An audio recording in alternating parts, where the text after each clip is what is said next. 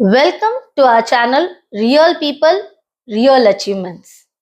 आज आपल्या सोबत आहेत कर्तव्यदक्ष असे police sub inspector mister Sudhir Khubalkar, also known as the सर्चमॅन.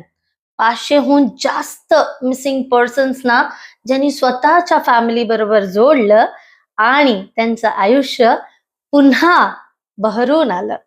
असे खूप चांगलं व्यक्तिमत्व ज्यांनी भरपूर लोकांच्या आयुष्यात चांगला बदल घडवला आणि फक्त महाराष्ट्रात नव्हे तर पूर्ण देशभरातून त्यांना कॉल्स येतात मदतीसाठी. आणि सर सगळ्यांना मदत करतात, आवर्जून मदत करतात आणि भरपूर मिसिंग केसेस त्यांनी सॉल्व्ह केलेत महाराष्ट्रात, बाहेरून. आणि त्यांच्या ह्या कारकिर्दीसाठी त्यांना प्रमोशन देखील मिळाले ॲज वेल एज अवॉर्ड्स मिळाले आहेत. सो अशा आपल्या सरांना आपण लगेच भेटूया आपल्या ह्या चॅनलवर, रिअल पीपल रिअल अचीवमेंट्सवर. नमस्कार मिस्टर सुधीर सर, आपले स्वागत आहे आपल्या रिअल पीपल रिअल अचीवमेंट्सवर. नमस्कार, मी पोलीस उपनिरीक्षक सुधीर खुबाळकर. मी नागपूर शहर येथे कार्यरत आहे. आता सध्या माझी पोस्टिंग नागपूर पोलीस प्रशिक्षण केंद्र येथे आहे. मी गेल्या अनेक वर्षापासून पोलीस दलामध्ये काम करतो आहे. मला आतापर्यंत 34 वर्ष झालेले आहेत आणि मी नागपूर शहर पोलीस दलात काम करतो आहे. मला 3 वर्षापूर्वी मिसिंगचं काम मिळालेलं होतं. तसे मी अनेक टेबलला काम केलेलं आहे, पण मला 3 वर्षापूर्वी शांतीनगर पोलीस स्टेशनला असताना वरिष्ठ पोलीस निरीक्षक चव्हाण साहेबांनी मिसिंगच्या केसेस वाढल्यामुळे मला मिसिंग सेलमध्ये देण्यात आलं. मी प्रथम पहिली केस मी युपी मधून सॉल्व्ह केली. एक महिला गेलेली होती, तिला मी युपी मधून आणलं. नंतर दुसरी केस मिळाली मला, मी तिला MP मधून आणलं. आणि त्यामुळे माझं त्या परिवाराचं सुख पाहून, त्यांचा आनंद पाहून मला मिसिंगचं काम करावंसं वाटलं आणि मला जी केस मिळत गेली त्यामध्ये मी काम करत गेलो. मी अनेक लोकांना मी शोधून आणलेलं आहे. त्यामध्ये लहान मुली, 18 वर्षाखालील, 18 वर्षावरील, तसे म्हातारे, अशा सगळ्यांना मी शोधून आणलेलं आहे. सो मला विचारायचं सर, तुम्ही आताच सांगितलं तरी परत एकदा मला विचारावं असं वाटतंय की बेपत्ता लोकांना शोधावं, असं तुम्हाला अशी प्रेरणा कुठून आली याची? मी जेव्हा प्रथम महिलांना शोधून आणलं त्यावेळेस मला त्या परिवाराच्या चेहऱ्यावरचा जो आनंद होता तो खूप छान वाटला. त्या लोकांनी मला देवदूत, देवमाणूस अशा प्रकारे मला संबोधलं गेलं. त्यामुळे आणि माझी काही पेपरला न्यूज आल्या आणि त्यावरून मला एकदम आमचे नागपूर शहरचे पोलीस आयुक्त श्री रवींद्र सिंघल साहेब यांनी माझा एका कार्यक्रमामध्ये, क्राईम मीटिंगमध्ये सत्कार केला. त्या कार्यक्रमापासून मला जी आवड निर्माण झाली तर मी मिसिंगचं काम करत गेलो आणि अनेकांना शोधून आणलं. त्यांनी मला अनेक रिवॉर्ड सुद्धा दिले, अनेक अवॉर्ड सुद्धा मला मिळालेले आहेत आणि मी आता पण त्यामध्ये काम करतो आहे. माझी बदली जरी झाली असली तरी मला लोकांचे फोन येतात, त्यावर मी काम करत असतो. त्यांना माहिती देतो, त्यांना गायडन्स देतो आणि त्या प्रकारे त्यांना काम करायला लावतो. मग सर आतापर्यंत आपण तरी किती लोकांचा शोध लावला असेल? मी आतापर्यंत कमीत कमी लहान 1 महिन्याच्या बाळापासनं 80 वर्षांच्या म्हाताऱ्यापर्यंत मी अनेकांचा शोध लावलेला आहे. त्यामध्ये घरातून निघून गेलेल्या मुली, भांडण झालं, पती पत्नीचं भांडण झालं, निघून गेले. अभ्यासासाठी मुलाला टोकलं, मुलगा निघून गेला. असे अनेक प्रकरणं माझ्याकडे आहेत की मी ज्यांना शोधून काढलं. सर आजच्या काळात लोक बेपत्ता होतात, त्याचं सर्वसामान्य असं काय कारण आहे? घरातील पती पत्नीची भांडणे, मुलाला अभ्यासासाठी रागावणे, गाडीचा हट्ट करतो मुलगा घरी, मोबाईलसाठी हट्ट करतो आणि मोबाईलवर नेहमी लागून गेम खेळणे, यासाठी जर घरच्या लोकांनी रागावलं तर मुलगा घरून निघून जातो. आणि पती पत्नीची भांडणे, एकमेकांचे स्टेटस पाहून पती मला फिरवायला नेत नाही, अशा प्रकारचे जे भांडणं होतात आणि त्यामध्ये पत्नी घरून निघून जाते. अशा अनेक लोकांना मी आणण्याचा प्रयत्न केला आणि आणले आणि त्या परिवारामध्ये आता ते सुखी आहेत. सर, एखादी व्यक्ती बेपत्ता झालीये असं कळल्यावर पोलिसांची फर्स्ट स्टेप काय असते? ते काय पावलं उचलतात? एखादी रिपोर्ट पोलीस स्टेशनला आली तर आम्ही ती रिपोर्ट घेऊन त्वरित त्याच्या हॅबिट्स काय आहेत याबाबत आम्ही त्यांना विचारतो. त्याला कुठला शौक होता, त्याला मित्राच्या गेमचा शौक आहे की काय आहे, किंवा तो जुगार खेळत होता काय, तो नशा करत होता का, मग त्याचे मित्र कोण आहेत, किंवा मुलगी कॉलेजला जात होती ती कुणाशी भेटत होती, या प्रकारे त्यांना भेटून त्यांच्याकडून माहिती घेऊन मग आम्ही त्यावर पुढचं काम करत होतो. किंवा त्यांच्याकडे मोबाईल असेल तर त्या मोबाईलचं लोकेशन सायबरकडून काढणे आणि लोकेशन मिळाल्या त्या लोकेशनवर जाऊन सर्च करणे, व्हिडिओ कॅमेरे चेक करणे, त्यांच्या घराच्या आजूबाजूला व्हिडिओ कॅमेरे असतील त्यामध्ये सर्च करणे, कॉर्पोरेशनचे लागलेले व्हिडिओ कॅमेरे आहेत त्यामध्ये जाऊन सर्च करणे, अशा प्रकारे आम्ही त्यांचा शोध घेतो. मग सर, हे तक्रारीसाठी 24 तास थांबावं लागतं अशी एक समज आहे, त्याबद्दल किंवा त्याच्यात काय तथ्य आहे हे काही सांगू शकाल? 24 घंटे थांबण्याची आवश्यकता नाही. तुमचा मुलगा 2 तास जरी घरी आला नसेल तरी तुम्ही पोलीस स्टेशनला ज्या पोलिसांची मदत घ्या. 24 तास हे काही खरं नाही. 24 त्यामध्ये काही सुद्धा अनर्थ घडू शकतो. 24 तास आपण वाट पाहिली मध्ये तो मुलगा कितीतरी दूर निघून जाऊ शकतो. जर आपल्याला त्वरित रिपोर्ट मिळाली तर आपण रेल्वे स्टेशन, बस स्टँड किंवा त्याच्या मित्राच्या घरी जाऊन आपण, किंवा तो कुठे जात होता कुठे येत होता या ठिकाणी आपण त्वरित सर्च करून त्याला आपण कॅच करू शकतो. म्हणजे कमी रेडियस मध्ये आपल्याला काम पण होईल. आणि माणूस किती जाऊ शकतो, 1-2 तासात लांब, तेवढा कमी लांब जाईल. सर, बेपत्ता जेव्हा लोक होतात तर मग अशा प्रकरणामध्ये पोलिसांसमोर काय आव्हानं असतात, किती आव्हानं असतील, काय असतं? जर एखादा मुलगा घरातून निघून गेला किंवा एखादा मुलगा शाळेतून घरी आला नाही तर काही पारिवारिक भांडणं असतात, त्यामध्ये किडनॅप सुद्धा होऊ शकतो. मग जर ती तक्रार 24 तासानंतर झाली तर त्या मुलाला आपल्याला शोधणं कठीण होईल. आणि जर ती त्वरित रिपोर्ट दिली तर आपण व्हिडिओ कॅमेरे आहेत आता सगळं, किंवा त्यांचे मित्र आहे की याला घ्यायला शाळेत कोण आलं होतं काय, त्यावर आपण त्वरित म्हणजे कारवाई करू शकतो. म्हणजे पुढची होणारी जी घटना आहे ती टळू शकते. ओके.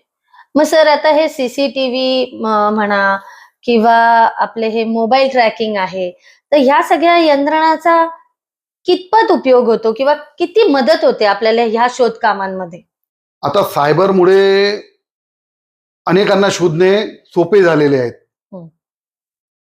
सायबरच्या मुळे आम्ही 75% लोकांचा शोध घेऊ शकतो. म्हणजे 100 केसेस झाल्या असतील तर त्यांच्याकडे आता प्रत्येक माणूस हा मोबाईल वापरतो. त्यामुळे आपण कमीत कमी 75% लोकांना, 75 ते 80% लोकांना आपण सायबरमुळे आपण शोधू शकतो. हो, मोठा आकडा आहे.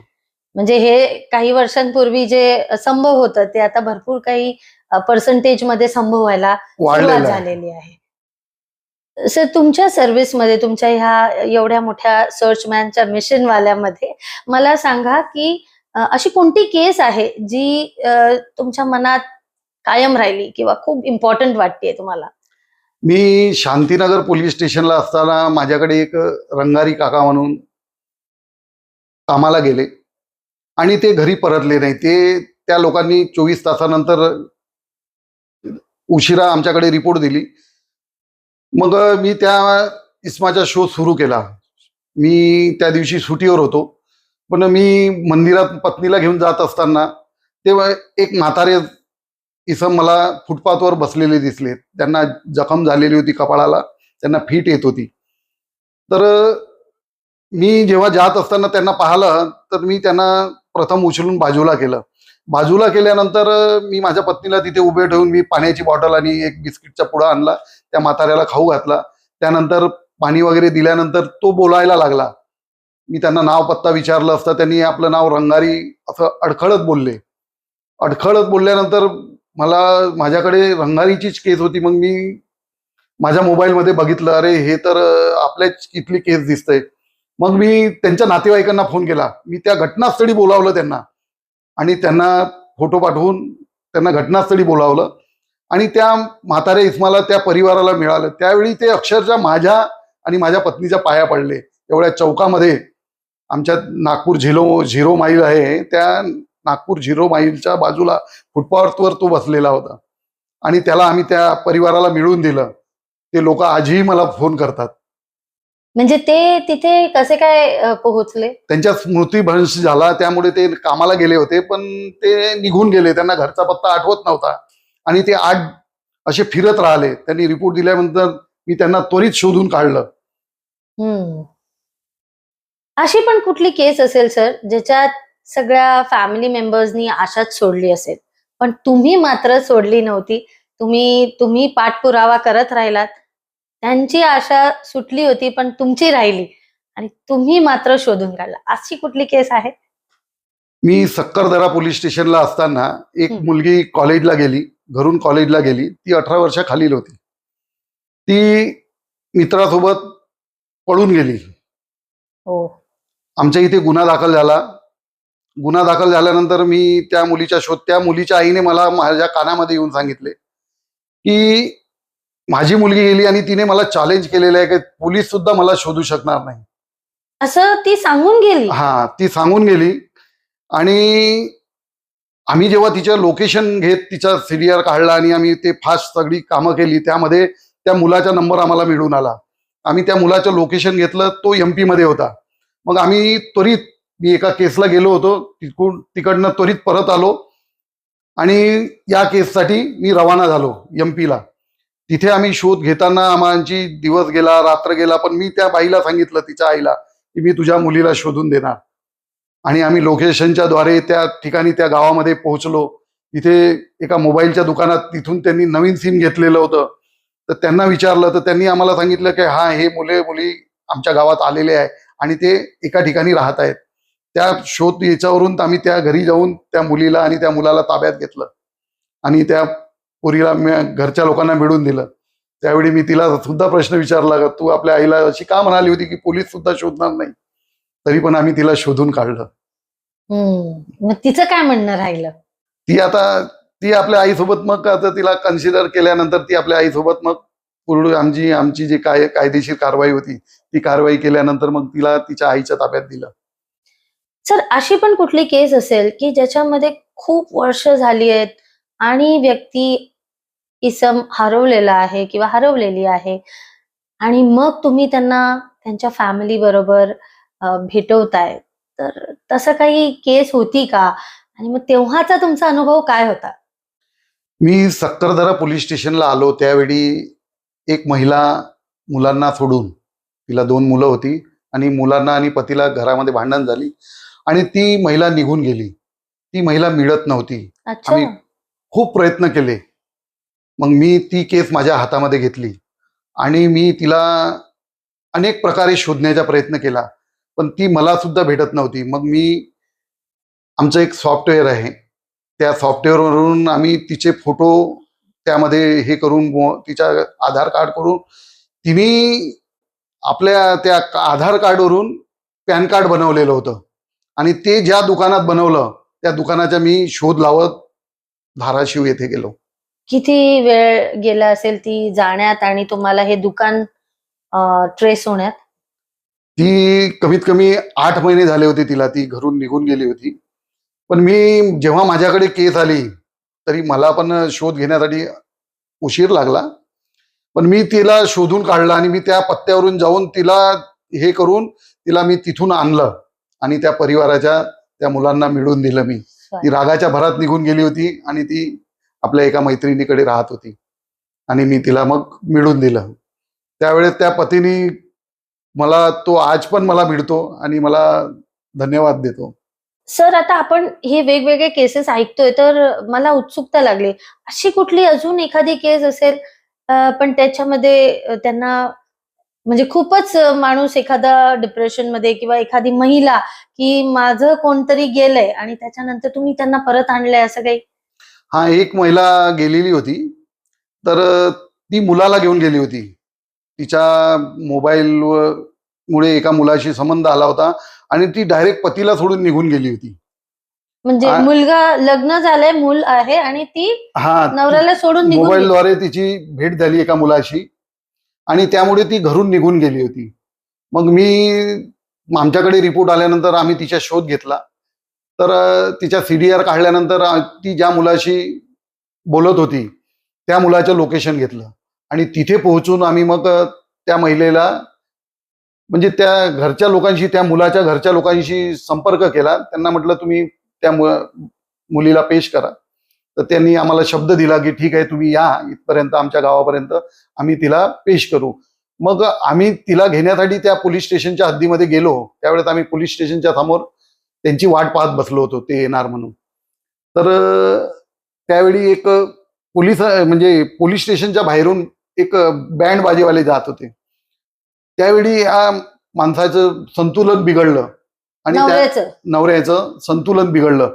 तो म्हणाला की माझ्या पत्नीने लग्न केलं असावं आणि हे बँड बाजा, म्हणजे तो काही क्षणासाठी एकदम वेडा झाला तो, की माझी शॉक लागला त्याला काही वेळापुरता. मग मी त्याला शांत केलं. अरे म्हणलं अशी गोष्ट नाही. त्याला सावरून घेतलं आणि त्याला शांत केलं. म्हणलं त्याच्या समुपदेशन केलं मी आणि त्याला सांगितलं की ऐसा कुछ नाही आहे. मग काही वेळानंतर ती बाई ऑटोमध्ये बसून मुलाला घेऊन आली. आल्यानंतर त्याला इतका आनंद झाला की तो एकदम नाचायला लागला की माझी पत्नी आली, माझा मूल आला, आणि एकदम दोघांना बी त्यांनी कवटाळून घेतलं. म्हणजे काही काही केसेसमध्ये असं सुद्धा झालेलं आहे. ओके. म्हणजे नवऱ्यालाच एकदम शॉक मध्ये पण गेलेला होता आणि समजा जर नसती भेटली तर काय झालं असतं त्याच्याबरोबर. आता पण ती फॅमिली मला वाढदिवस असला की मला फोन करतात. अरे वा. मुलाचा वाढदिवस असो किंवा त्या महिलेचा वाढदिवस असो किंवा पतीचा वाढदिवस, ते मला फोन करतात, सर आमच्या घरी या, आमचा वाढदिवस आहे, मुलाचा वाढदिवस आहे, पत्नीचा वाढदिवस आहे, आणि मी जातो सुद्धा. अरे वा. म्हणजे तुमची फॅमिली जरा मोठी मोठी होत चालली जेवढी. पण मग सर तुम्ही आतापर्यंत नक्की किती केसेस सॉल्व्ह केल्या असतील? मी आतापर्यंत 500च्या वर सॉल्व्ह केलेले आहे. 500च्या वर. लहान मुलापासून मुली, तसेच लग्न झालेल्या महिला, लहान मुली आणि पुरुष, जे म्हातारे कोतारे आहे, यांना अनेकांना शोधून आणलेलं आहे. सर आता तुम्ही एवढ्या केसेस सॉल्व्ह करत असता तेव्हा कधी असं तुम्ही एखाद्या केसशी खूप भावनिकपणे जोडल्या गेलात किंवा एखाद्या फॅमिलीशी, त्या एका पर्टिक्युलर केसशी, असं काही आहे? मी अनेक ठिकाणी भावनिक जोडलेला आहो. अनेक फोन येतात मला, आणि मी असंच नाही, महाराष्ट्रामध्ये म्हणजे आपल्या नागपूर शहरापुरतं नाही, महाराष्ट्रातून अनेक राज्यातून मला फोन येतात. तर मी त्यांना मदत करतो आणि मग मिळाल्यानंतर ते मला फोन करून सांगतात, साहेब धन्यवाद, आपण आम्हाला मदत केली, आम्हाला तुम्ही मार्गदर्शन केलं, आम्ही त्या लोकांना तसं सांगितलं आणि त्यांनी आम्हाला मदत केली. हो, याची तर ग्वाही मी सुद्धा देऊ शकते, कारण माझ्या मिस्टरांनी सुद्धा तुम्हाला कॉल केला होता जेव्हा त्यांच्या एका मित्राचा भाऊ जो आहे तो बेपत्ता झालेला, आणि तुम्ही तेव्हा पण काहीही विचार न करता त्या बाबतीत किंवा संकोच न ठेवता किंवा अभिमान असतो एखाद्याला, काहीच न ठेवता तुम्ही अवेलेबल राहिलात फोनवर आणि तुम्ही लगेचच मदत केलीत. So we are so thankful की तुम्ही ती केस सुद्धा म्हणजे बसून तुम्ही नागपूरला, आम्ही मुंबईच्या इकडे असताना सुद्धा तुम्ही ती केस स्वतःची समजून सॉल्व्ह केली एखाद्या व्यक्तीची. धन्यवाद मॅडम. मला त्यावेळी फोन आला होता, तर मी त्यांना सांगितलं की तुम्ही प्रथम तक्रार करा आणि त्यानंतर तो ज्या रस्त्याने गेला असेल तिथे फुटेज चेक करा. मी अशा प्रकारे अनेक त्यांना माहिती दिल्या आणि तो मुलगा मिळाला. येस. आणि मला त्यांचे धन्यवाद सुद्धा मला मिळाले. अशा अनेक केसेस आहेत की मी ज्या सॉल्व्ह केल्या फोनद्वारे सुद्धा, म्हणजे त्यांना मदत केली, त्यामध्ये सुद्धा त्यांना खूप आनंद आला आणि त्यांनी मला वेळोवेळी त्यांचे फोन येतात, मेसेज येतात आणि मी फॉलोअप घेतो त्यांचा, की कुठलीही केस असली मला सांगा, मी तुम्हाला फोनद्वारे, मी येऊ शकत नाही पण मी तुम्हाला फोनद्वारे मदत करू शकतो. म्हणजे ही खरंच कौतुकास्पद गोष्ट आहे की आपल्याकडे थोडंसं पोलीस म्हटल्यावर लोक घाबरतात, पण तुम्ही एक असं व्यक्तिमत्व आहात की तुम्हाला आम्ही इझिली, तुम्ही अवेलेबल राहता आणि तुम्ही ऐकून घेता, गायडन्स करता, आणि ते पण आपुलकीने, which is something is a very different and a very unique trait that you carry, a personality ज्याच्यामुळे आज आपण पॉडकास्टला सुद्धा भेटतोय. सो थँक्यू परत एकदा सर, तुम्ही आमच्या इन्व्हाइटला मान दिलात त्याच्यासाठी. सर, आता आपण जे बोलतोय ते 1 to 1 केस, एक महिला, एक बाळ, एक पुरुष किंवा असं आपण बोलतोय. असं कुठली अशी वेगळी अशी केस तुम्ही सॉल्व्ह केली आहे ज्याच्यात खूप सारी लोक इन्व्हॉल्व्ह असतील, खूप सारे मुलं असतील मे बी, असं काही तुमच्या पूर्ण कारकिर्दीत तुम्ही अनुभव घेतलाय? मी सक्करदरा पोलीस स्टेशनला असताना आमच्या इथे ताजुद्दीन बाबाचा उरूस होतो. मागच्या वर्षी उरूस होता. त्यामध्ये गर्दीमध्ये कमीत कमी 80च्या जवळपास मुलं मिसिंग झाली होती. ओ, 80? हा, गर्दीमध्ये. आणि मी त्या सगळ्यांना शोधून त्या परिवारापर्यंत पोहोचवलं. माय गॉड, 80 पोरं? 80 मुलांना सुद्धा मी, म्हणजे 10 दिवसाचा तो उरूस होता, 10 दिवसामध्ये 80 मुलांना शोधून मी त्या परिवारांच्या ताब्यामध्ये दिलं. त्याचा पण एक रेकॉर्डच बनवला असेल तुम्ही कदाचित.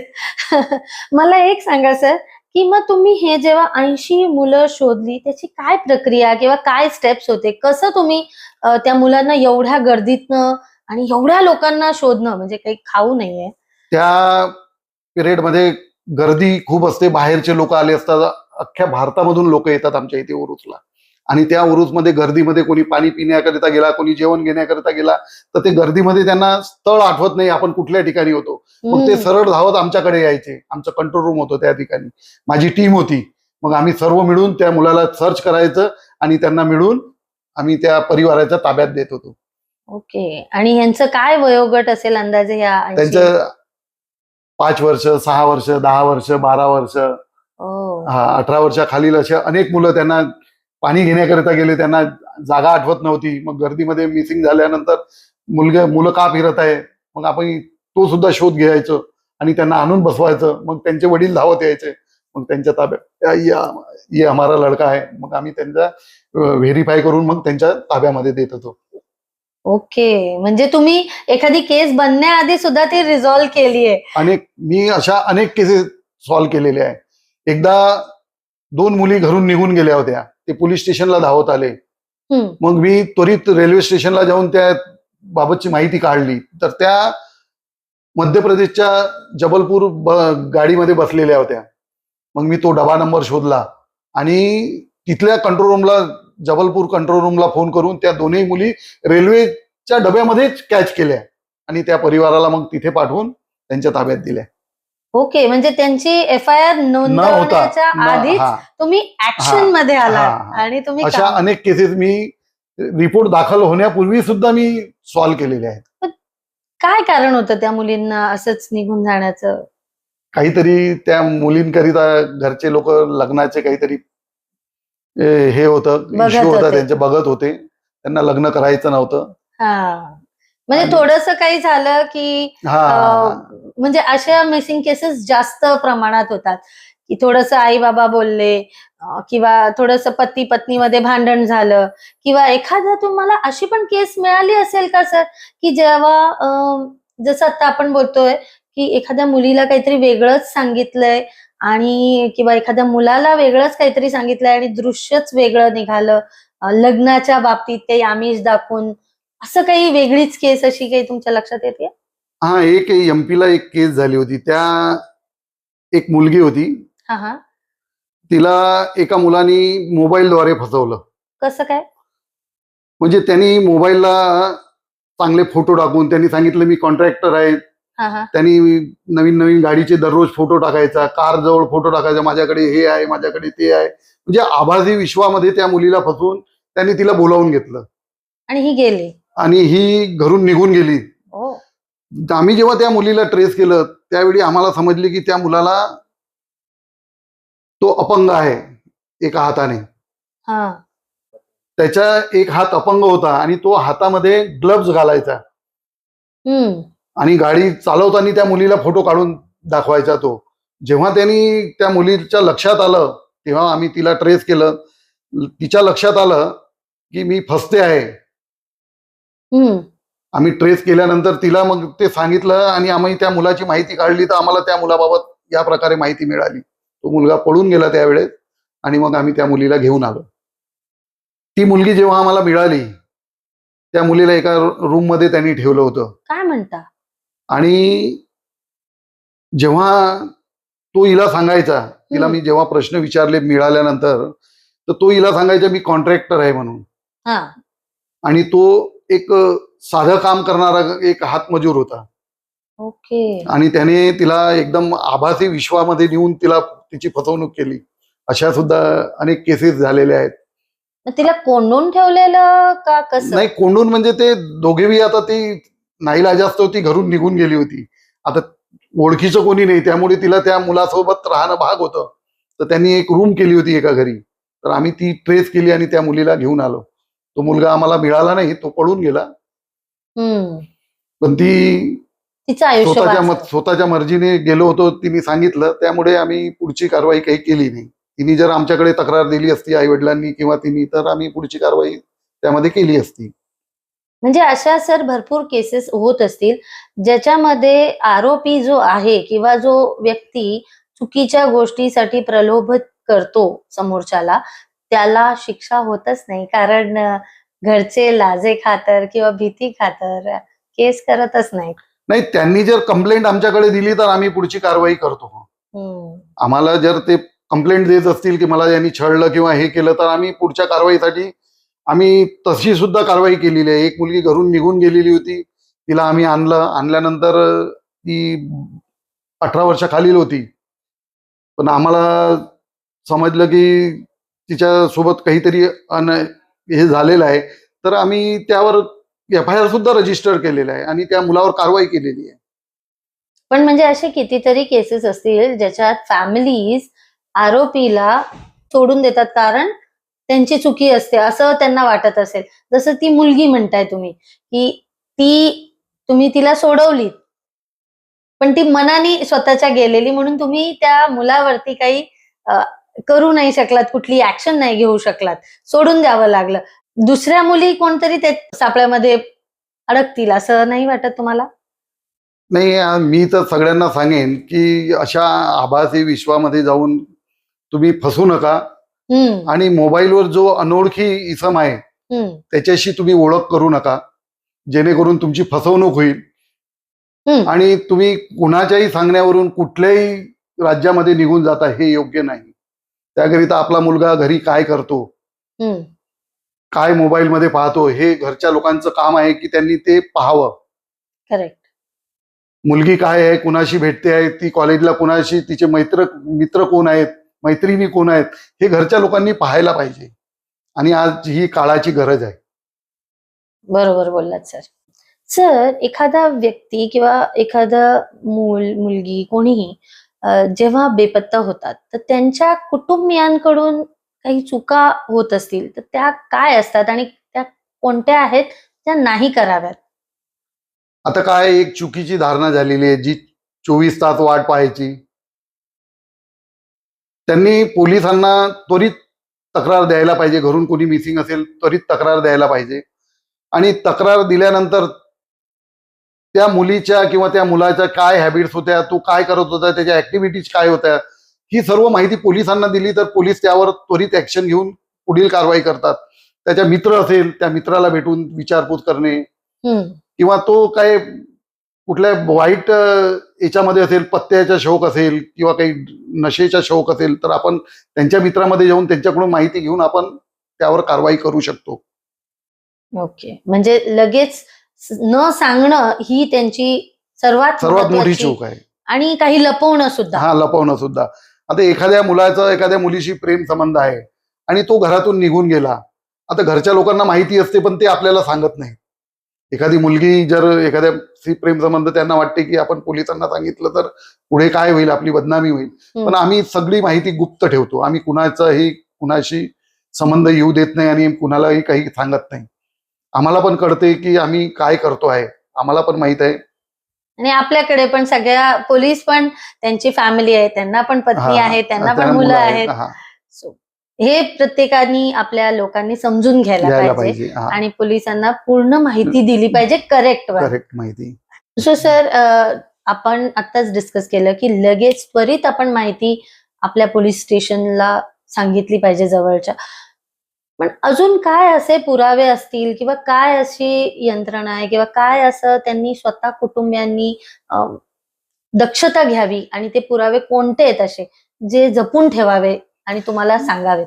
बघा, एखादी मुलगी किंवा मुलगा घरातून गेला हा. तर ते काही चिठ्ठी लिहून ठेवतात. ओके. चिठ्ठी लिहून ठेवल्यानंतर किंवा शाळेमध्ये ते काहीतरी नोटिंग करत असतात प्रत्येक वेळेस. ते आई वडिलांनी पाहायला पाहिजे. हम्म. तिने काही चिठ्ठी लिहून ठेवली आहे का, तिचे दप्तर चेक करायला पाहिजे. त्यामुळे कसं आहे, आपण ती कुठे गेली, कुणासोबत गेली, ती काय लिहून ठेवलं आहे, कुणी भांडण झाल्यानंतर की मी अशा अशा आत्महत्या करण्यासाठी जात आहे, असं जर लिहून ठेवलं असेल तर आपल्याकडे जर ती पार्टी म्हणजे मिसिंग देणारे आपल्याकडे आले तर आपण त्या गोष्टीचा लवकर शोध घेऊन तिचा जीव सुद्धा वाचवू शकतो. हम्म.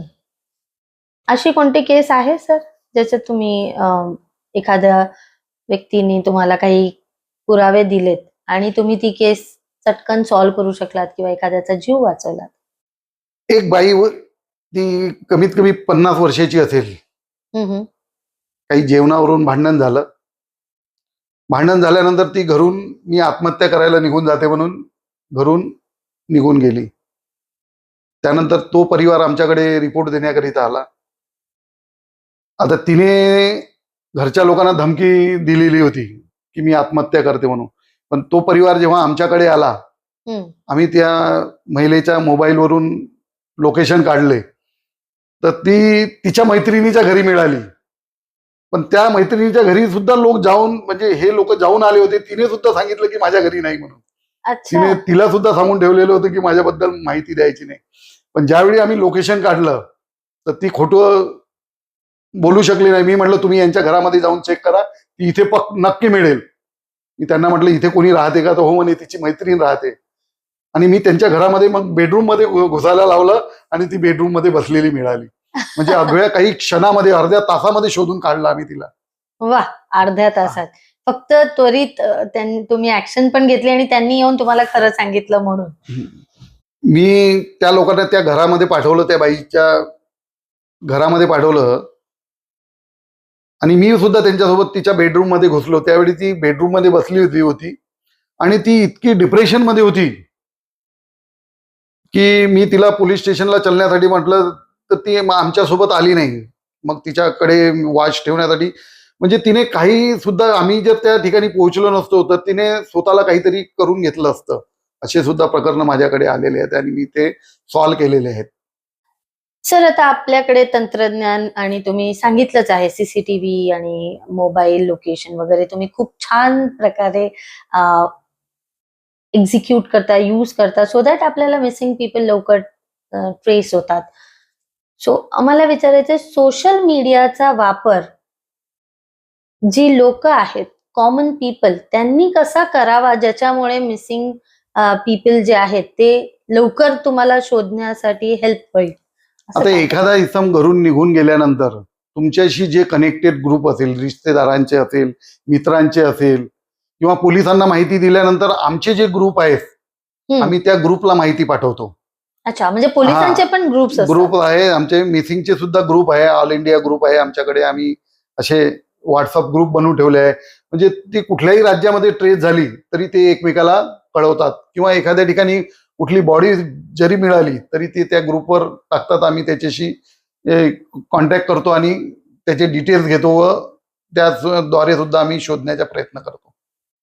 सो सर, आता आपण हे सगळं बोलतोय पण मिसिंग व्हावीच नाही याच्यासाठी पालकांनी काय लक्ष द्यावं स्वतःच्या मुलांवरती किंवा काय त्यांनी प्रिकॉशन्स घ्यावेत? आपला मुलगा नेहमी मोबाईलवर लागून राहतो. तो त्यामध्ये काय बघतो, काय गेम खेळतो आहे, कुणाशी त्याचे कनेक्टेड कोण आहे, मुलगी कोणाशी बोलते, तिचा मोबाईल चेक करणं हे आजची परिस्थिती झालेली आहे. तुम्ही तिचा मोबाईल सुद्धा चेक करा, त्यावर लक्ष ठेवा. हिचे व्हॉट्सअप ग्रुप कुठले आहे, कुठल्या कुठल्या मुलाशी आहे, फेसबुकला कोण मित्र आहेत, तुम्ही त्या परिवारांनी हे बघायला पाहिजे. मुलांवर लक्ष ठेवायला पाहिजे. आज ही काळाची गरज झालेली आहे. हे झालं मुलांचं. मला सांगा सर, आपले जे ऍडल्ट आहेत किंवा तरुण पिढी आहे किंवा ज्येष्ठ नागरिक आहेत, त्यांनी स्वतःची काळजी सुरक्षिततेसाठी कशी घ्यावी, काय घ्यावी? ज्येष्ठ नागरिकांना आता काय आहे, काही वर्षानंतर स्मृतिभ्रंश होतो. हम्म. त्यामुळे ते काय फिरायला घरून निघून गेले तर ते खूप दूर जातात आणि रस्ता विसरून जातात. त्यामुळे घरच्या लोकांनी थोडं प्रिकॉशन घेतलं पाहिजे की हा म्हातारा माणूस आहे आपल्या घरच्या, तर याला जास्त दूर फिरू नये, जवळपास फिरावं यासाठी त्याला प्रोत्साहित केलं पाहिजे.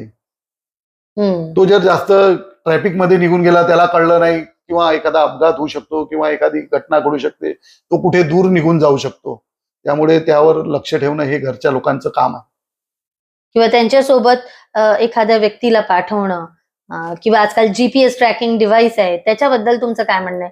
की ते जर आपण आपल्या मुलांना किंवा आपल्या ज्येष्ठ नागरिक जे आहेत, आपले आई बाबा असे वयस्कर जे लोक आहेत, त्यांना दिलं तर त्याचा किती फायदा होईल? आणि जे ज्येष्ठ नागरिक आहे ज्यांना विसरण्याची सवय आहे, मी म्हणतो एक तर त्यांच्याकडे एखादा आय कार्ड लोकांनी ठेवावं त्यांच्या हम्म. गळ्यामध्ये, हम्म. किंवा त्यांच्या हातावर जर कोणी शारीरिकदृष्ट्या अपंग असेल किंवा मनोरुग्ण असेल तर त्यांच्या हातावर एखादा मोबाईल नंबर नोंदवून ठेवावा, जेणेकरून पुढच्या माणसाला तो मिळाला तर तो त्यांच्या घरच्याशी संबंध साधू शकेल. हम्म.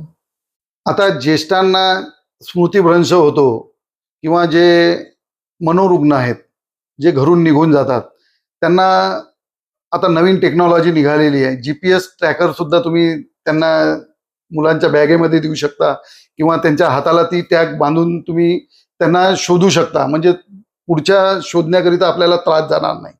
याचा सुद्धा सर्वांनी वापर करावा असं मला वाटते. सर, पोलिसांना भरपूर जण घाबरतात आपल्याकडे, तर त्यांच्यासाठी किंवा संकोच करतात, पोलिसांना कसं भेटू आणि काय सांगू, तर त्यांच्यासाठी तुम्ही काय संदेश द्याल? बघा, पोलीस हे माणूसच आहे आणि कुठलीही घटना घडली असेल ती त्वरित पोलिसांचा सल्ला घेतला पाहिजे. पोलिसांचा सल्ला घेतल्याने तुम्हाला ते मार्गदर्शन करतील, त्यांचे जे अनुभव आहेत ते तुमच्याशी शेअर करतील आणि पुढची जी होणारी अनहोनी आहे ती टळेल. याकरिता सर्वांनी तो संकोच नाही ठेवावा हा आणि त्यांनी स्वतःहून पोलिसांना approach माहिती करावी. द्यावी. हा सर, मिसिंग केसेस तुम्ही सॉल्व्ह करताच, त्याच्यात म्हणजे त्याच्यात काही आम्हाला संकोच नाहीये, पण त्याच्यात असं काय केलं पाहिजे सामान्य नागरिकांनी ज्याच्याने तुम्हाला हेल्प होईल ती केस लवकर सॉल्व्ह करायला? पण आम्हाला नागरिक सुद्धा मदत करतात. हम्म. एखादी मिसिंग झाल्यानंतर की आम्हाला तो इकडे जाताना दिसला, मग आम्ही त्या दिशेला जाऊन त्याचा शोध घेतो. तर त्यामध्ये नागरिक सुद्धा, किंवा कुठे एखादा म्हातारा एखादा बसलेला असेल, फिरता फिरता एखादा म्हातारा कुठे बसलेला असेल, तर लोक पोलिसांना सूचना देतात की इथे एक असे आबाजी बसलेले आहेत. मग आम्ही त्यांना पोलीस स्टेशनला आणतो, त्यांना त्यांच्याविषयी विचारपूस करतो आणि त्यांच्या घरापर्यंत पोहोचवण्याचं काम करतो. ओके, म्हणजे तुम्हाला मदत होत असते. होत असते. मग नागरिकांच्या मदतीशिवाय काहीच होऊ शकत नाही. सर, तुम्ही जसं सांगितलं की सगळेच नागरिक मदत करतात, पण काही अपवादही असतील ना? अशी एखादी केस काही आठवते तुम्हाला? अपवाद पण आहेत ना. आम्ही एकदा मनमाडला एका केससाठी गेलो होतो, एका मुलीच्या शोधामध्ये गेलो होतो. आम्ही तिथे गेल्यानंतर आम्ही तिथले फुटेज चेक केले. फुटेज चेक केल्यानंतर त्यामध्ये एका टॅक्सीमध्ये बसताना ते दिसले आम्हाला. आम्ही त्या टॅक्सीवाल्यांचा शोध घेतला. शोध घेतल्यानंतर त्याला आम्ही हे विचारलं की तू या 2 मुलांना कुठे सोडलं? तर त्यांनी मला शिर्डीला सांगितलं. ओके. पण त्यांनी शिर्डीला सोडलं नव्हतं, ते मनमाडला त्यांनी त्या हॉटेलपासून मनमाडला त्यांनी सोडलं होतं. अशा प्रकारे सुद्धा काही लोक असतात. मग तुम्ही कसं शोधलत का नाही शोधलत? नाही, मी शोधलं ना तिला. कसं? मी पुन्हा दुसऱ्या टॅक्सीवाल्यांशी संपर्क साधला आणि त्या टॅक्सीवाल्यांनी आम्हाला मदत केली. आम्ही शिर्डीला गेलो आणि शिर्डीवरून पुन्हा मनमाडला त्यांनी माहिती दिल्यामुळे आम्ही पुन्हा मनमाडला परत आलो आणि त्या मुलांना ट्रेस करू शकलो आम्ही. एक टॅक्सीवाल्यांनी असं सांगितलं आणि एका टॅक्सीवाले, म्हणजे लोक सुद्धा काही विरुद्ध बोलतात आणि काही चांगले सुद्धा असतात असं. सो सर, आता आपण हे सगळं डिस्कस करतोय, तर तुम्हाला असं काय वाटतं की सिस्टम मध्ये काय ऍडिशन्स व्हावेत किंवा काय चेंजेस व्हावे, काय सुधारणा व्हाव्यात, ज्याच्यामुळे मिसिंग पर्सन जे केसेस आहेत त्या लवकर सॉल्व्ह होतील? प्रत्येक पोलीस स्टेशनला सायबर सेल असावं असं मला वाटतंय. ओके सर, आता मी 2-3 केसेस तर ऐकल्याच आहेत तुमच्या, पण मला उत्सुकता आहे किंवा एक जाणून घ्यायची इच्छा आहे की तुम्ही किती लोकांच्या आयुष्यात परत त्यांना त्यांचा मार्ग, त्यांची फॅमिली भेटून दिली. अजून एखादी केस सांगा ना आम्हाला. मी सक्करदरा पोलीस स्टेशनला असताना एक केस दाखल झाली आमच्याकडे. त्या बाईचा पती निघून गेलेला होता. पती निघून गेला, तिने आमच्याकडे तक्रार दिली. 2-3 दिवस झाले तो माणूस मिळत नव्हता, त्याने मोबाईल घरी ठेवलेला होता. त्यानंतर काय झालं की ती बाई येऊन आम्हाला हे करायची का पोलिसांना माझा पती का मिळत नाही. त्यामुळे मग आम्ही तिला सगळी विचारपूस केली, तिच्या घरच्यांना विचारपूस केली का हा कुठे जाऊ शकतो. तर त्यांनी सांगितलं की त्याबद्दल सांगणं कठीण आहे, पण आमचं भांडण झालं होतं त्यामुळे तो घरातून निघून गेलेला आहे आणि त्यांनी सांगितलेलं आहे की मी जीवाचं भरं वाईट करेन. तर मग मी ती केस स्टडी केली. त्यानंतर मी सगळ्या घरच्या लोकांना बोलावून घेतलं. तिच्या घरच्या लोकांना बोलावून घेतल्यानंतर मी सगळ्यांचे बयान स्टेटमेंट घेतले. प्रथम मी आकाशवाणीला पत्र दिलं, मी त्याचं ब्रॉडकास्टिंग केलं, त्याप्रमाणे पुन्हा वर्तमानपत्रामध्ये माहिती दिली, मी माझ्या सर्व ग्रुपला माहिती पाठवली. तरी पण तो माणूस मिळत नव्हता. मग मी त्यांच्या घरच्या लोकांना बोलावून घेतलं, मी ते सगळ्यांचे स्टेटमेंट घेतले आणि सगळ्यांना सांगून ठेवलं की तुम्हाला एखादा जरी फोन आला की रात्र असो किंवा दिवस असो, तुम्ही मला सांगा. मग मी त्या सगळ्या नातेवाईकांना सांगून ठेवलं. तर त्या माणसाच्या 5व्या दिवशी फोन आला त्याच्या वहिनीला आणि वहिनीने मग मला फोन केला की सर हा फोन आलेला आहे. मी त्वरित ट्रेस केला तर तो निघाला शेगावचा निघाला. ओके. शेगावचा निघाल्यानंतर मी त्या परिवाराला सांगितलं शेगावला जावं लागतंय. मग आम्ही तयारी केली, निघालो. मी 1 तासामध्ये तयार झालो. ते घरचे लोक म्हणाले आम्ही पण तुमच्या सोबत येतो. मग आम्ही कसं बसं रेल्वे स्टेशनला आलो. रिझर्वेशन नव्हतं आमच्याकडे, तरी पण आम्ही गर्दीमध्ये कसं तरी वाट काढत, आता आम्ही त्या गर्दीच्या ह्याच्यामध्ये आम्ही रेल्वेमध्ये म्हणजे महिलांच्या डब्यामध्ये बसून गेलो मी. अरे बापरे. आणि कारण की आमच्याकडे रिझर्वेशन नव्हतं, आम्हाला तिथपर्यंत पोहोचायचं होतं. तरी पण आम्ही रात्रीला तिथे पोहोचलो. पण रात्रीला शेगावला पोहोचल्यानंतर आम्हाला त्याचा शोध घेणं शक्य नव्हतं. तर शक्य नव्हतं तर मग आम्ही दिवस उजाडायची आम्ही त्या रेल्वे स्टेशनवर बसून राहिलो. रात्रभर वाट पाहिली. वाट पाहिल्यानंतर सकाळीच ज्या माणसाचा आम्हाला नंबर मिळालेला होता त्याच्याशी आम्ही पूर्वीच संपर्क केलेला होता. तर त्यांनी आम्हाला सांगून ठेवलं होतं की साहेब तो जसा आमच्याकडे येईल तसं आम्ही तुम्हाला माहिती देतो. तर सकाळीच 6:30 वाजता मला फोन आला आणि तसंच आम्ही रेल्वे स्टेशनवरून निघालो आणि ते घटनास्थळ गाठलं. घटनास्थळ गाठल्यानंतर तो तिथे सायकलनी आला. त्यांनी वेश बदलवलेला होता आपला आणि तो बॉटल, दारूच्या ज्या बॉटल असतात, जे भंगार असतात, ती एक थैली पाठीवर घेतलेली होती आणि एक सायकल त्याच्याकडे होती. तो आला त्या दुकानापर्यंत. जसा आला त्यांनी मला इशारा केला. तसंच मी त्याला पकडलं, त्याचं नाव वगैरे विचारलं आणि मग त्याच्या घरचे लोक सुद्धा माझ्यासोबत होते पाठीमागे. मग ते आले.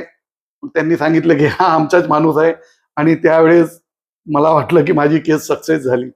अशा प्रकारे मी असे अनेक लोकांना आणलेलं आहे. आणि मी जसं एका केसवरून आलो की दुसरी केस माझ्या मागे लागून राहायची. हा. आणि त्या प्रकारे मी आलो की माझ्या घरच्या लोकांना सुद्धा न भेटता मी अनेकदा परत पोलीस स्टेशनवरून वापस गेलेलो आहो. म्हणजे फॅमिलीला भेटल्याशिवाय एक केस सॉल्व्ह होते ना होते. मी दुसऱ्या केसच्या मागे पुन्हा मला लागावं लागत होतं. मी स्वतःला झोकून घेतलं होतं यामध्ये. मी अनेक केसेस ज्या केल्या त्या मी तन मन धनाने केलेल्या आहेत. मला एक दिवस मी पत्नीला सांगितलं माझ्या की मी नागपूरला परत आलो. पण पोलीस स्टेशनला आल्यानंतर मला माहित पडलं की एक 18 वर्षाखालील मुलगी गेलेली आहे. पुन्हा मी घरी न जाता तीच बॅग घेऊन मी पुन्हा परत त्या MP ला जाऊन त्या मुलीला शोधायला गेलो.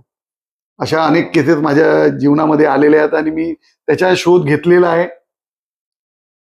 तसेच एकदा एक 6 वर्षाची मुलगी, ती सुद्धा घरून 2 दिवसापासून गायब होती. 6 वर्षाची मुलगी. आणि हे कुठचं आहे? हे नागपूर जवळच आहे. हा. ती भेटत नव्हती. सगळं पोलीस स्टेशन, सर्व आमचे पोलीस तिच्या शोधाकरिता लागले होते. मला पण आमच्या वरिष्ठांचा फोन आला, आमचे पोलीस आयुक्त साहेब रवींद्र सिंघल साहेबांचा फोन आला की असं असं झालेलं आहे. त्यांच्या पीएचा सुद्धा फोन आला. मी रात्रीची वेळ होती तरी मी त्या घटनास्थळी गेलो. मी पाहणी केली. पाहणी केल्यानंतर आम्हाला तिथे माहिती मिळाली की एक मुलगा मुलगी नाल्याच्या काठावर खेळत होते हो. आणि नाल्याच्या काठावर खेळत होते, त्यामुळे माझा शक पूर्णपणे ती नाल्यामध्ये पडली असावी वाहून गेली. असं झालं. मग नंतर आम्ही अग्निशामकला बोलावलं. सर्चिंग केली. ती मुलगी पाण्यामध्ये मिळाली. मग मी साहेबांना फोन केला, सर ती मुलगी मिळाली. तर त्यांना आनंद झाला, पण म्हणलं सर एक बॅड न्यूज है सर. बोले क्या है? तो मैं बोला सर वो बह गई थी. गई थी, आणि ती एक्सपायर्ड हो गई. expire. सरांनी मला सो सॅड म्हणून त्यावेळी मला इतकं दुःख वाटलं की ती माझ्या जीवनातली फार मोठी म्हणजे खूप दुःखद घटना, ती अशा सुद्धा घटना माझ्या आयुष्यामध्ये म्हणजे माझ्या नोकरीच्या याच्यामध्ये घडलेल्या आहेत. अशा अनेक प्रकारच्या केसेस मी सॉल्व्ह केलेल्या आहेत. म्हणजे सक्सेस मिळाला, पण हा सक्सेस मिळाला, पण ते मुलगी बिचारी जर त्या केसेसमध्ये आम्ही प्रथम इन्व्हॉल्व झालो असतो तर कदाचित तिचा जीव सुद्धा वाचू शकला असता. पण आता निसर्गापुढे आपण काही करू शकत नाही. तर अशा सुद्धा घटना घडलेल्या आहेत. एक म्हातारा इसम घरून निघून गेला, त्यांनी तक्रार दिली. तक्रार दिल्यानंतर आम्ही शोधतच होतो. शोधता एका पोलीस स्टेशनला फोटो आल्या की असा इसम आमच्याकडे मरण पावलेला आहे. तर मी त्वरित त्या केसेस मॅच केल्या मोबाईलवरून ते पाहून आणि त्या इस्माच्या मुलाला पाठवल्यानंतर काय झालं की तो त्यांना शोधण्याकरिता त्यांना शेगावला निघून गेलेला होता. तर शेगावला निघून गेल्यानंतर मी त्याला फोन केला आणि त्याला त्या फोटो पाठवल्या. तर त्यांनी म्हटलं की माझे वडीलच आहे. मग त्यांना मी वापस परत बोलावलं आणि ती बॉडी, अशा सुद्धा माझ्यासोबत काही घटना घडलेल्या आहे, पण मी त्यांना शोधून काढलं. अशा अनेक घटना म्हणजे माझ्याकडे आलेल्या आहेत आणि मी त्या केस सॉल्व्ह केलेल्या आहेत. कधी जाऊन सॉल्व्ह केलेले आहेत, कधी अशा प्रमाणामध्ये बी काही केसेस झालेल्या आहेत त्या सुद्धा सॉल्व्ह केलेल्या आहेत. सर, एवढं सगळं महत्वाचं काम, केसेस शोधणं, फॅमिली लाईफ त्याग करणं आणि पूर्णपणे स्वतःला डेडिकेट करणं या कामासाठी, ह्या सगळ्या मागे तुमच्या मनात तुमच्यासाठी प्रेरणास्थान कोण? माझे प्रथम प्रेरणास्थान यामध्ये मी काम करत असताना मला प्रथम प्रेरणा दिली ती नागपूरचे पोलीस आयुक्त माननीय रवींद्र सिंघल साहेब.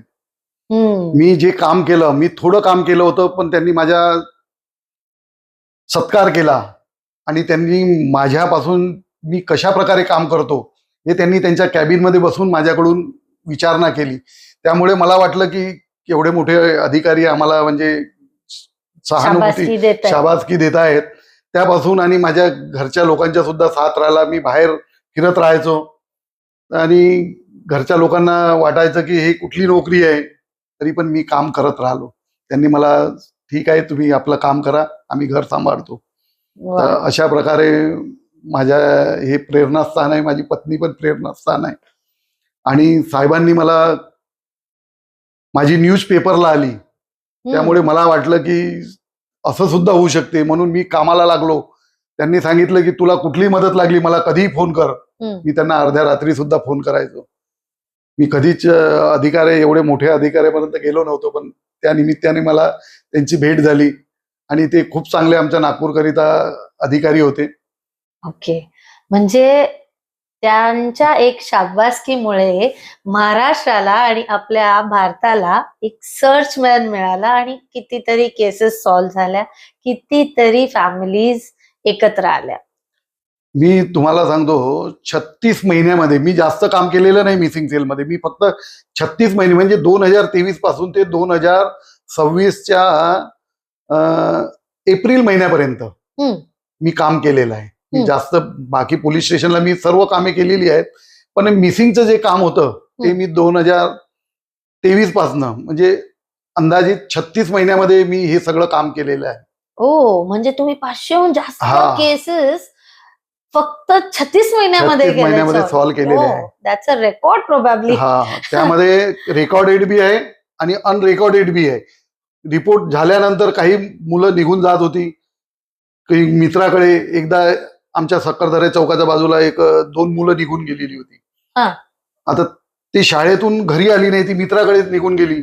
आता आई वडिलांनी त्यांचं जसं आता पोलीस स्टेशनला आले धावत की आमचे मुलं 4 वाजले घरी नाही आलेले आहेत, तर आम्ही त्या शाळेला जाऊन आणि तिथून माहिती घेऊन का त्यांचे मित्र कोण आहेत, ती कोणाच्या घरी जाऊन आम्ही त्यांना त्वरित शोधून काढलं. म्हणजे गुन्हा होण्याच्या पूर्वीच आम्ही त्यांना शोधून काढलं. तर कधी कधी असं सुद्धा झालेलं आहे. केसेस हा. घेतलेले आहेत तुम्ही. मग सर, ह्या जे तुम्ही भले कमी वर्ष पण खूप सारं काम केलंय, त्याच्यातनं काय तुम्ही शिकला आहात? पोलिसांचं काम हे कुठल्याही प्रकरणावर त्वरित कारवाई करणं. तर मी त्याच प्रकारे मी काम करण्याचा प्रयत्न केलेला आहे. मला असं वाटतं की कुठलंही प्रकरण असं काही मोठं नाही की तुम्ही तनमन धनाने काम केलं तर त्या कामामध्ये यश मिळू शकते, आणि ते यश मी मिळवलेलं आहे. येस. आता याबद्दल माझी तारीफ मी माझ्या शब्दामध्ये करू शकत नाही, पण परिवाराला सुद्धा विचारलं तर ते सुद्धा माझ्याविषयी सांगू शकतात. त्यांना प्रेमानं हे करणे. आता एक तर तो माणूस दुःखी असतो, ज्यांच्या घरचा कोणी गेलेला आहे तो दुःखी असतो, आणि त्याला आपण पोलीसगिरी दाखवणं हे योग्य नाही. त्याच्या पाठीवर हात ठेवा. अर्धा तो माणूस तो शांत होतो. त्याला पाणी द्या, त्याला चहा पाजा, आणि त्याला प्रेमाने विचारपूस करा, तर तुमचे हे प्रॉब्लेम सॉल्व्ह होऊ शकतात. आणि नागरिकांना माझी एकच विनंती आहे की घाबरून जाऊ नका, शांततेने घ्या. कारण की काय आहे, पोलीस सुद्धा हे काही देव नाहीत, आम्हालाही तिसरा डोळा नाही. तर सर, मला विचारायचं आहे, तुमच्याकडे जेव्हा केस येते एखादी की बाबा हे बेपत्ता झाले, तर तुमचं पहिलं त्यांना अप्रोच कसा असतो त्या फॅमिलीसाठी किंवा त्या व्यक्तीसाठी? तुम्ही काय करता त्या फॅमिली मेंबर्ससाठी? पोलीस स्टेशनला जशी रिपोर्ट आली, प्रथम आल्यानंतर आम्ही त्या लोकांची कशा प्रकारची रिपोर्ट आहे हे समजून घेतो. म्हणजे तुम्ही स्वतः ते समजून घेता.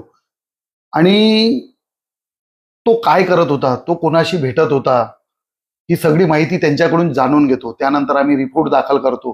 तेव्हापर्यंत रिपोर्ट दाखल होण्याचं काम होतंय आणि आम्ही आमच्या कामाला लागतो.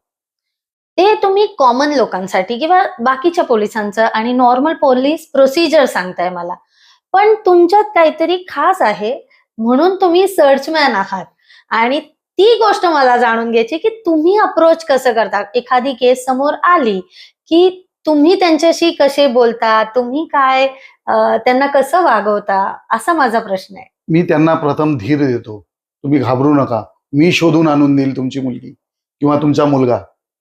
त्यामुळे त्यांना शाश्वती वाटते की हे काम आमच्यासाठी करतील, आणि मी केलेलं आहे. मी अनेक प्रकरणामध्ये बिचारे घाबरून जातात, रडतात, दुःखी होतात, पण त्यांना शांत करण्याचं काम मी करतो. मी पोलीस खात्यामध्ये असून सुद्धा मी कधी पुढच्या माणसावर कधी रागावलो नाही. त्यांना प्रेमाने घेऊन, प्रेमाने समजावून आणि चॅलेंजनी मी त्यांना सॉल्व्ह करून दिलेले आहे केसेस. म्हणजे तुम्ही काउन्सिलिंगवर जास्त भर देता. कारण मी ऐकलंय तुमच्या आधीच्या केसमध्ये सुद्धा तुम्ही हेच सांगितलं की जेव्हा ते परत येतात तेव्हा सुद्धा तुम्ही प्रयत्न करता की ते काउन्सिलिंग करावं. म्हणजे तुमचं म्हणणं आहे की एखाद्याला समजून सांगितलं तर ते समजतात. मी त्यांना ताब्यात घेतल्यानंतर त्यांचं समुपदेशन सुद्धा करतो. मी करतो. माझे जे वरिष्ठ असतात पोलीस स्टेशनला त्यांच्याकडून सुद्धा समुपदेशन करून घेतो. त्यामुळे ते समजतात आणि परिवारामध्ये प्रेमानं राहणं सुरू करतात. त्यांना आम्ही याचे गैरफायदे काय आहेत याविषयी सुद्धा सांगतो. तुम्ही जर असं केलं असतं तर काय झालं असतं, पुढे काय तुमचं भविष्य, याबद्दल सुद्धा आम्ही त्यांना काउन्सिलिंग करतो. वा, म्हणजे तुम्ही फक्त आला, शोधा, भेटून द्या, निघा असं न करता तुम्ही त्या चाकोऱ्याच्या बाहेर जाऊन ती माणुसकीचं त्याच्यामध्ये तो तडका देऊन एखाद्या परिवारासाठी जेवढं काही करता येईल तेवढ्या करण्याचा प्रयत्न करता. नाही, माझ्या भविष्यामध्ये सुद्धा हाच प्रयत्न असेल की कोणी मला मदत मागितली तर मी त्यांना मदत करेन. सर, तुम्ही मिसिंग केसेस गेले 3 वर्ष सॉल्व्ह करत होतात. म्हणजे तुम्ही सांगितलं 36 महिन्यात 500 केसेस सॉल्व्ह केल्या. पण त्याच्या आधीपासून तुम्ही पोलीस खात्यामध्ये आहात. सो एवढी वर्ष कधीपासून आहात म्हटलात? 1992. 2 पासून.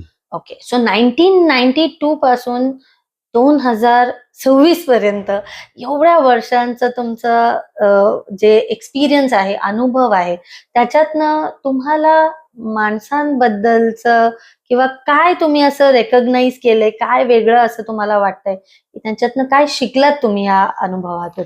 बघा, मी एकच सांगू इच्छितो, आतापर्यंत मी हे एकच काम नाही, मिसिंगचंच काम नाही, मी पोलीस स्टेशनचे प्रत्येक प्रकारचे टेबलवर काम केलेलं आहे. हम्म. समन्स वाटणे, एमओबी, क्राईम आणि लोकांची रिपोर्ट घेणे, त्यावर कारवाई करणे, या सगळ्या बाबी तपास करणे, हे सर्व केलेलं आहे मी. पण त्या ठिकाणी मला एकच समजलं की माणसाने माणसाशी माणसाप्रमाणे वागलं पाहिजे, तरच पुढचा माणूस सुखी होईल आणि आम्हाला सुद्धा त्यामध्ये सुख मिळेल. ओके. सर, आता तुम्ही अजूनही मिसिंगचे केसेस करता का आता दुसरं काहीतरी तुम्हाला जबाबदारी दिली गेली? नाही, आता माझी बदली पोलीस ट्रेनिंग सेंटरला झालेली आहे. ओके. आणि आता तिथे महिलांना मी प्रशिक्षण देतो आहे की मिसिंग कसा शोधायचा, याबाबत मी सगळ्यांना ट्रेन करतो आहे की भविष्यात माझ्यासारखे अनेक सिंघम तयार व्हावे, याकरिता माझा प्रयत्न आहे आणि मी ते करतो आहे. वा. पण आता सर्चमॅनच्या जागी सर्च वुमन होतील. सो सर्च वुमन तुम्ही बनवायचा प्रयत्न करताय. तुम्ही त्यांना तुमच्या ज्या टेक्निक्स आहेत आणि तुमचे जे अनुभव आहेत ते त्यांच्याशी शेअर करताय, त्यांना ट्रेन करताय आणि हे सगळं तुम्ही आपल्या जे भारतामध्ये मिसिंग केसेस आहेत त्या एकदम कमी होण्यासाठी करताय. सो चांगला प्रयत्न आहे सर.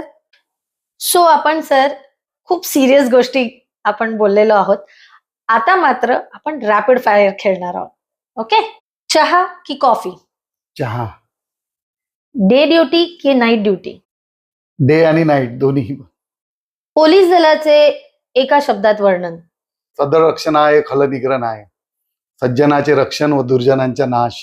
कोणी चांगलं काम करत असेल तर त्याला आम्ही शाबासकी देऊ, जो कोणी चुकीचं काम करत असेल त्याला आम्ही पनिश करू. तुमचं वर्णन एका शब्दात बाकीच्यांनी केलेलं? आता मला कोणी सर्चमॅन म्हणून बोलावतात, कोणी देवदूत म्हणतात, कोणी देव माणूस म्हणतात. अशा प्रकारे अनेक लोकांनी अनेक प्रकारचे पदव्या दिलेल्या आहेत. प्रत्येक नागरिकामध्ये असण्याचा एक गुण? प्रत्येक नागरिकांनी सतर्क राहायला पाहिजे. कुठलीही घटना घडली तर ती त्वरित पोलिसांना माहिती द्यायला पाहिजे. तुम्ही आजच्या तरुणांना देण्याचा एक संदेश? आजच्या तरुणांनी आभासी विश्वापासून दूर राहायला पाहिजे. ज्याप्रमाणे मोबाईलवर व्हॉट्सअप युनिव्हर्सिटी आहे, या युनिव्हर्सिटी पासून थोडं तथ्य जाणून घेतल्याशिवाय त्यामध्ये जाऊ नये किंवा त्यावर विचार करू नये. पोलीस नसतात तर काय असतात?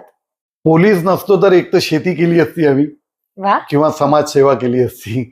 या 2 गोष्टी आम्हाला, पण पोलीसची नोकरी मिळाली ते आम्ही इमानी इतबारे करतो आहे आणि करत राहू. जेव्हापर्यंत आम्ही रिटायरमेंट होत नाही तेव्हापर्यंत आम्ही पोलिसांची ड्युटी ही जे काम मिळालेले आहे ते इमानदारीने करू आणि कुठल्याही अपेक्षाचा बोज न ठेवता स्वच्छ मनाने आम्ही नोकरी करू आणि लोकांना मदत करत राहू.